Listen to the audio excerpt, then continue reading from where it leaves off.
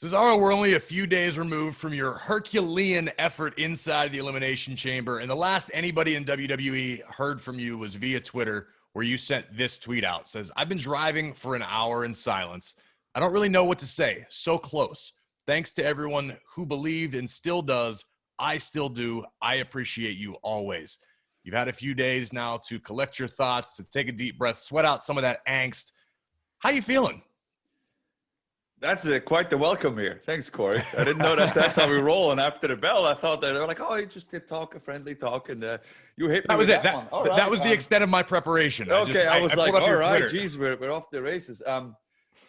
So I just said that tweet because like that's what was happening, right? Like I was just driving and I realized I didn't have like, usually you drive with music or podcasts or whatever. And I just didn't have anything on. And I was like, just thinking. And I was like, oh, I'll just share this. And then like the next day, it's like, oh, emotional tweet, this and that. And I'm like, oh, I guess it came off a lot more better than you hoped.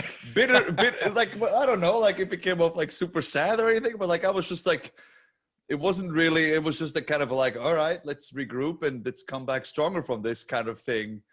I wasn't like, just how you felt in the moment, man. Exactly. Yeah, home, I just how I felt, thinking. And like, I'm glad that resonated with people. Look at me busting out the big words, because I feel like it was just how I felt, and I wanted to share it. And yeah, I feel great. I mean, next morning I went and worked out, and I was like, all right, back to the grind. It's gonna be Friday soon again. So getting to be yourself and sort of wear your heart on your sleeve is something we've been able to see a little more of recently from Cesaro. Why now? Why after all these years are we finally getting to see what us in the locker room have known for years? Is it?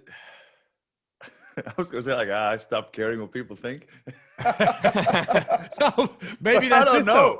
But maybe that's it. No, I think it all started after, I feel like it all started after, like, the bar broke up. And I predicted exactly what was going to happen to Sheamus.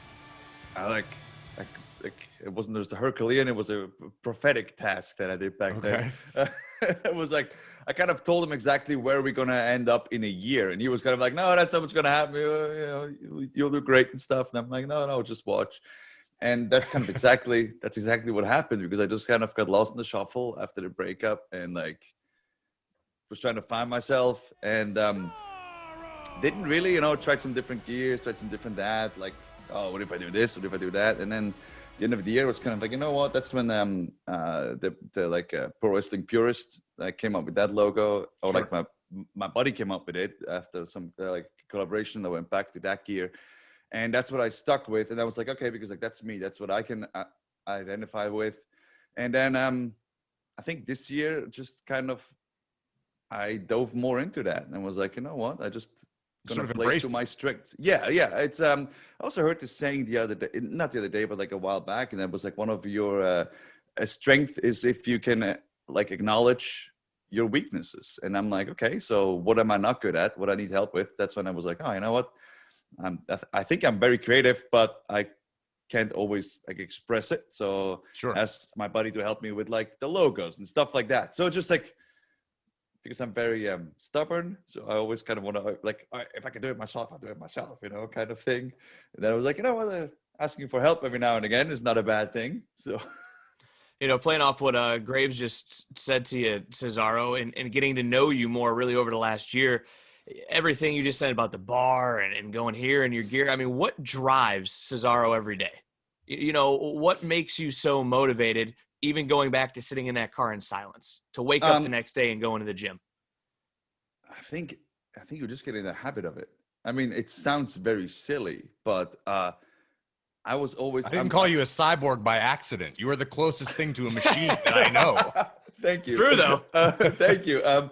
As my friends on Up, Down, Down, and everybody that knows me, like you guys, can tell, I'm extremely competitive. Like if you play, like we can go out and play darts or throw axes, and it's a fun game. But if you don't think we're competing, you're wrong. It's like one of those. So like everything, I have like this. Like the Apple Watch, or like the Whoop thing, where it like measures your sleep and it tracks your recovery. Like yeah. We compete in that. We're like, okay, who has the highest recovery today? Who slept the longest? Kind of like. So it's just, I'm just competitive that way, and so to me, it was always like, okay, how can I get a little bit better the next day? So like to me, it's like I don't have like long-term goals. Like a lot of people are like, oh, what are your New Year's resolutions? Like I don't do that. I would rather do like, okay, what can I do? What can I start tomorrow that I know I'll continue for the rest of the week and then the month, and then it becomes a habit. You know what I mean?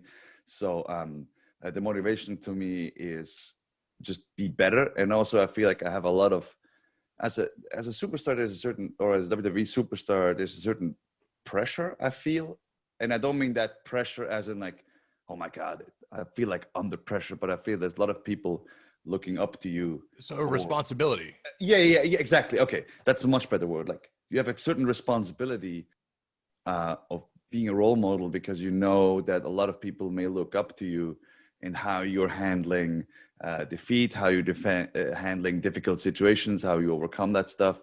And, there's a lot of people that are really good with words and they tweet motivational quotes or whatever they good at. I'm not good at that. If you're looking for motivational quotes or like, workout, like routines and stuff, follow somebody else.